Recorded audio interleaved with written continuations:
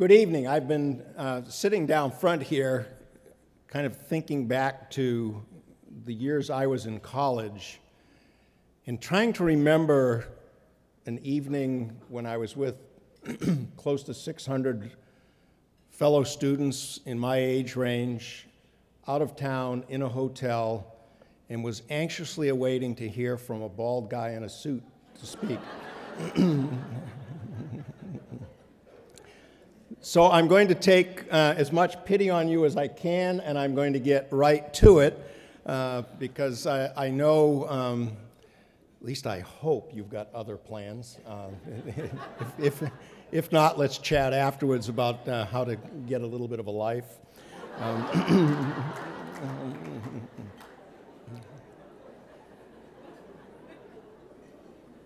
I want you to think about a statement for a moment. The problems of the world are not created by those searching for the truth, but by those who have found it. The problems of the world are not created by those who are searching for the truth, but by those who have found it. Whether it's in our political life, nations going to war, in transient social issues that we face, or cultural and religious divides, we get bound up when we stop looking for answers, when we stop talking to and working with each other, and arbitrarily decide, I or my group is right. The consequence is that our societal problems are becoming greater by the day rather than diminishing. Our public education system doesn't work for many of our poorest children. Our healthcare system produces worse results than 18 other nations in the world. And our environmental degradation is accelerating on an annual basis. In each case, a significant contributor to the problem is our inability to work together to find common solutions and to look for a way forward. And as a result, instead we're left with the status quo, year in and year out.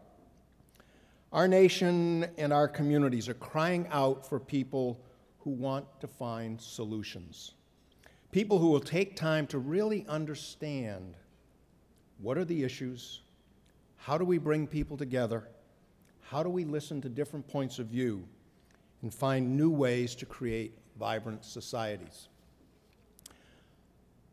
I'm here to say to you tonight that a career in the nonprofit sector is a place to put your mind and your hands to work, finding new ways to improve the range of challenges facing our nation and our globe. Now, obviously, I've spent some 40-plus years in the nonprofit sector, so I come with a bit of a bias about what I'd like you to do with the rest of your life. But that bias is based on experience in watching the magic that happens when diverse individuals and groups come together to improve the common good. It's also a bias that's built on an appreciation for how many individuals have stepped into my life and helped me with my personal growth, and how much satisfaction I have gotten from what I've been able to do over these many years.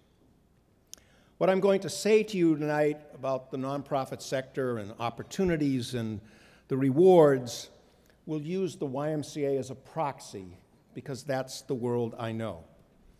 But please understand, it is a proxy. Much of what I will say to you can be applied to other nonprofit experiences. But for 3 or 4 years doing a little bit of college coaching and citing group homes for delinquent youth in the middle of the night in communities that didn't want them, my career has been the YMCA. I began as a program director in a non-facility Y in Maryland. We worked out of a little 4-room house with 20 acres of land and a swimming pool. All of the programs we ran were in community spaces.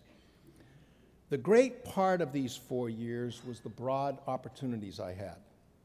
I ran programs that ranged from youth sports leagues to summer camps.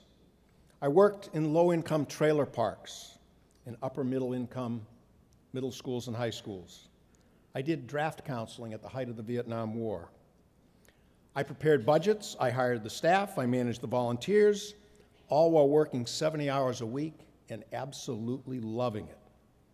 And I was right out of college. They put me in charge. They were absolutely nuts. This was my first lesson in the general benefits, however, of working in a large community-based organization and a national charity such as the YMCA. The Y's cause, which simply said is to strengthen communities through youth development, healthy living, and social responsibility, was broad enough for me that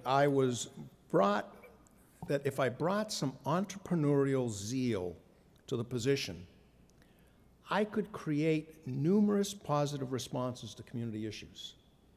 I could seek new ideas. I could find new truths, always in partnership with others. My journey next took me back to graduate school and then to becoming a branch director in Dorchester, Massachusetts, which was a branch of the Boston YMCA in a neighborhood of Boston. My first day in that position was the first day of forced school busing in Boston in 1973. All right, so now I know you're saying, this dude is really old. I read about that in history books in the 8th grade, okay? Let's just say I've got a few miles on me, but more important, I am still as energized every day to get up and look for ways to make a contribution to improve the lives of the people in this country. The Dorchester YMCA was across the street from Dorchester High School. We were in the midst of serious riots and battles between African American and white youth, between a polarized police force and a racially strained community, all while trying to be a voice of reason and calm.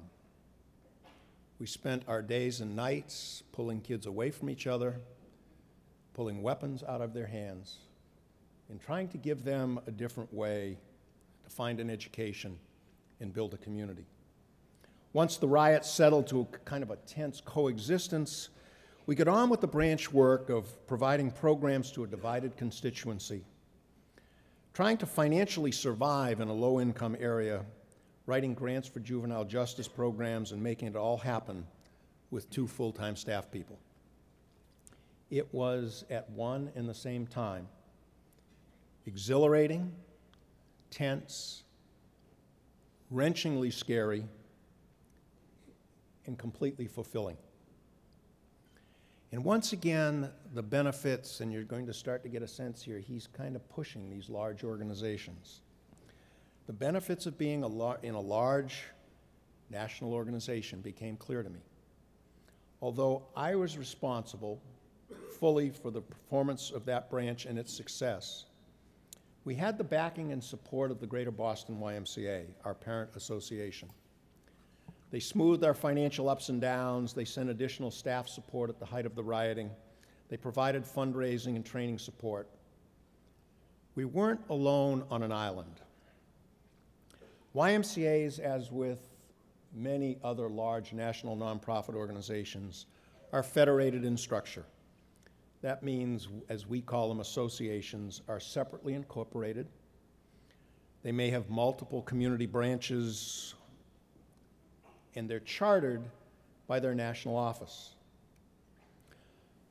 But even though we're each individual units, there's a sense of family.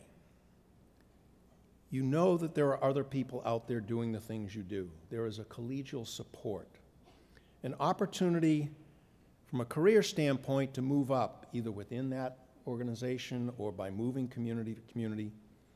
There are multiple career paths, and generally salary and benefits are at a reasonable level that allow you to thrive, raise a family, once you've spent a few years building a career.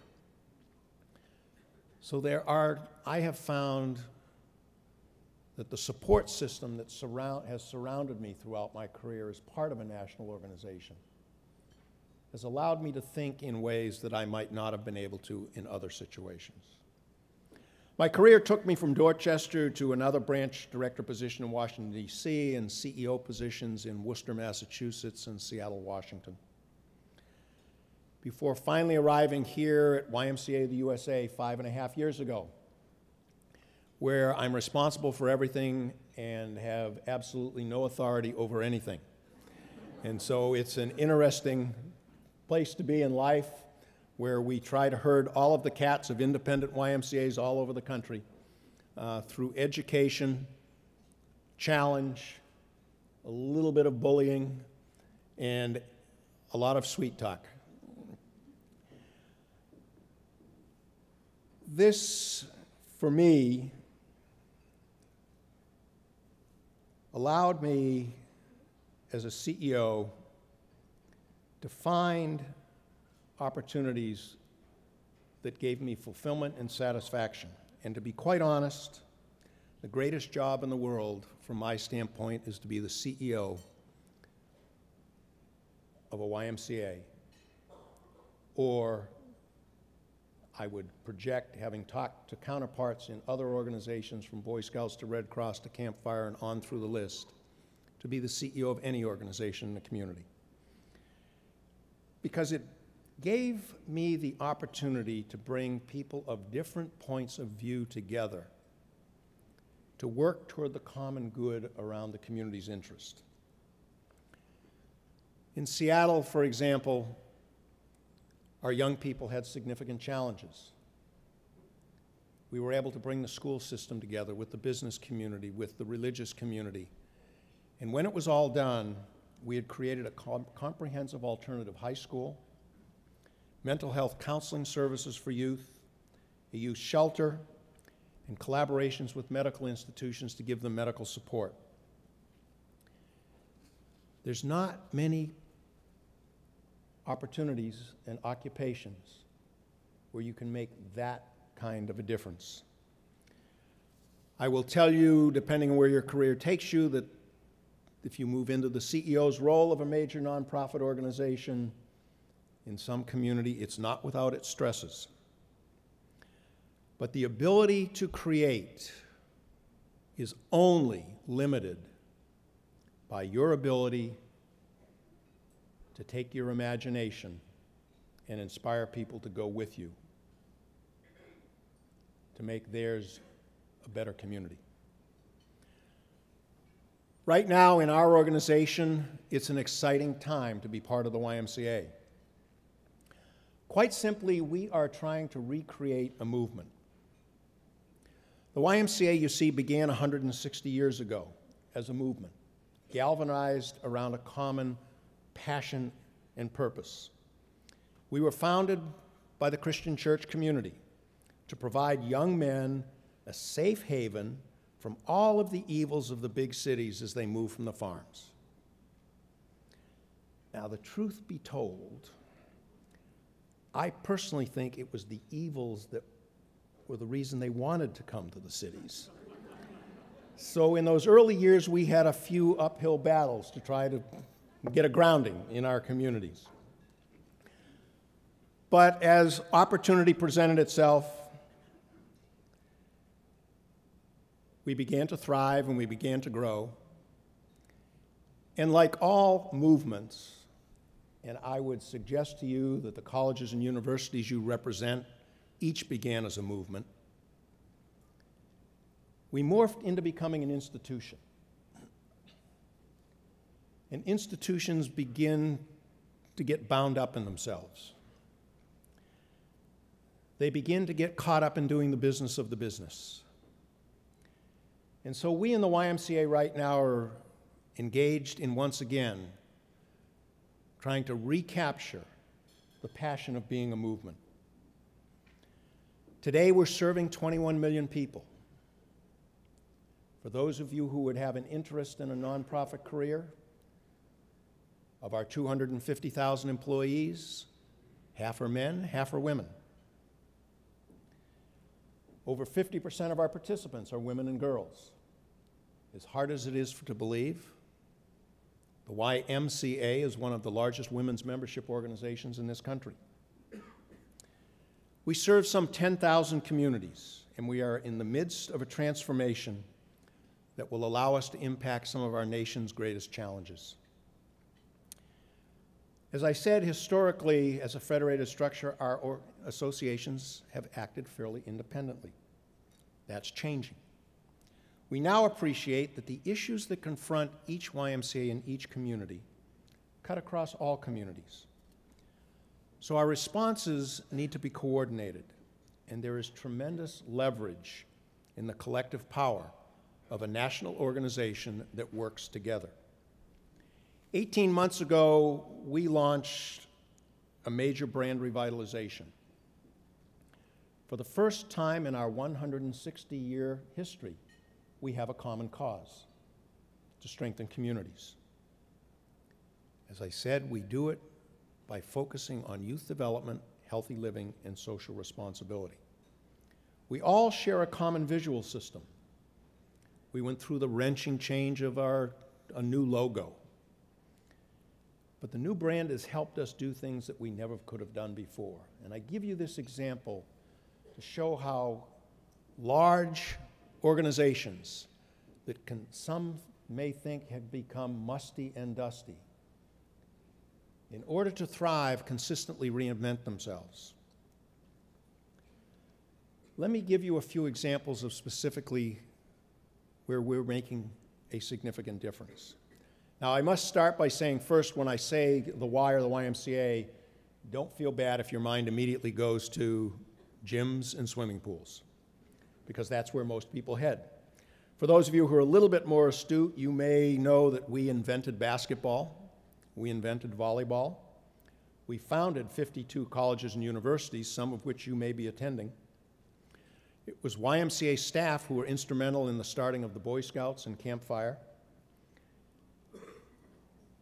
What you may not know is that over the past 8 years, we have become one of the leading nonprofits in the area of well-being and chronic disease prevention. We work closely with the Centers for Disease Control in areas of arthritis and community-based solutions to improving health. Through our partnership with the Robert Wood Johnson Foundation, we've instituted over 14,000 policy and state regulation changes to improve and combat the issues related to youth obesity. With the Livestrong Foundation, we are a major provider now of health services for cancer survivors. 1 year ago, we launched the first ever health intervention by a community-based agency that is being reimbursed by health insurance companies.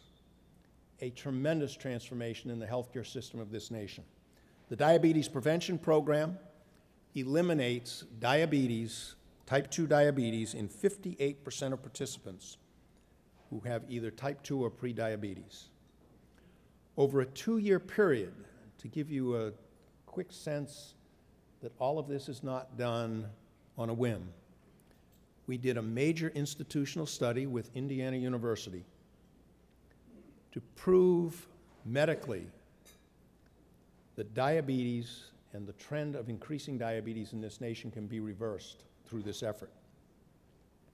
That proven program is now offered in 40+ cities in this country and will expand to over 100 by the end of 2012. On November 30th, I had the privilege, in partnership with First Lady Michelle Obama and her Next Move, Let's Move initiative, to announce that the YMCA would become the nation's not only largest child care provider, but we would become the healthiest provider of child care for the 700,000 children a day that we care for. We will no longer serve sugar-sweetened beverages, only water. We will only serve fresh fruits and vegetables for snacks. There will be no screen time. That 8 hours a day that kids are spending in front of screens, we're not going to contribute to that. They will receive daily physical activity. We will support breastfeeding of infants in our child care programs, and we will educate families' unhealthy eating. This old 160-year-old organization with young, vital staff with new ideas coming from our universities and colleges across this country is attacking some of the major health issues. And my colleagues from other major national organizations could tell you the same story. This is where the opportunities are to change this world and find new truths. In the area of youth development, we're currently expending almost $2 million to develop and launch an educational effort to shorten and shrink the achievement gap to improve academic performance in low-income children. When fully scaled in 5 years, we will be serving between 75 and 100,000 low-income children, improving their academic performance. These are just some of the examples of what's changing in the YMCA. Those of you who become staff members in one of our branches have the opportunity to bring all of this to fruition along with the new ideas that you'll bring and the new programs that you will initiate on your own. And I'd note at this point, hang in there. I'm better than 3/4 of the way done, and you should have a ginger ale in your hands very shortly. As you consider your career choices, I want to finish by again urging you to think about large nonprofits for several reasons. And again, I'll use the Y as an example. You can progressively build a career either by growing in a large urban association or by relocating around the country. But the important piece of that is that when you make career moves within the same organization, your personal network goes with you, your support system goes with you, your benefits stay with you, the skills are readily applicable to the next stop, and you're able to build and build and build. There are major training opportunities available to you in our large national organizations. YMCA of the USA alone employs over 300,000 people directly or indirectly in our training function, who deliver over 60,000 instances of training a year. All of that training is built around a core set of competencies, which every employee can access online. What I'm saying is, at each stage of your career, you can go online and map out what training you need, what on-the-job experiences you need, who you need, and what kind of mentoring you need. You control your own destiny. There are national and regional conferences, and you know what you're taking home from this event. Picture that on a regular basis as part of your career. The connections with colleagues around the country, the learnings that you gain. The skills you develop will be transportable. Some of you will go to work in nonprofit organizations and decide this may not be quite the right fit. Some of you will go to work in for-profit corporations and after a number of years decide this wasn't the right fit. I have colleagues right now who have come to the YMCA from major positions, Sears Holding, major banks, major financial institutions, major consumer product companies. Because at 40 or 45 years old, they wanted something more. On the other hand, I have colleagues who have now spent years in the YMCA building skill sets, who are in major leadership positions at Nabisco, IBM, and with local and state government. The skills you develop in a nonprofit career will either sustain you in that career or in any career you choose in the future. First-time staff in the YMCA have options in health, in childcare, in general program, in financial development, working with youth at risk. They go on to careers in management, fundraising, finance, training, communications, and program. This is similar across all large national organizations. Opportunities exist. What fits for me and the person on either side of you may not fit for you. But somewhere in the nonprofit world and in large national charities, I would submit to you there is a place for you. But I want to give you a caveat. Do not come to this nonprofit work because you're looking for a job where you want to be comfortable and safe. Come because you want to make a contribution. Come with an open mind, looking for new solutions and a willingness to take risks and to seek new truths. There are too many problems in our world and far too little time to find their solutions, to have less than fully engaged leaders in our nonprofit sector. The problems of the world are not made by those searching for the truth, but by those who have found it. I invite you to come to my world and help find new nonprofit truths that will make this a better nation. Thank you.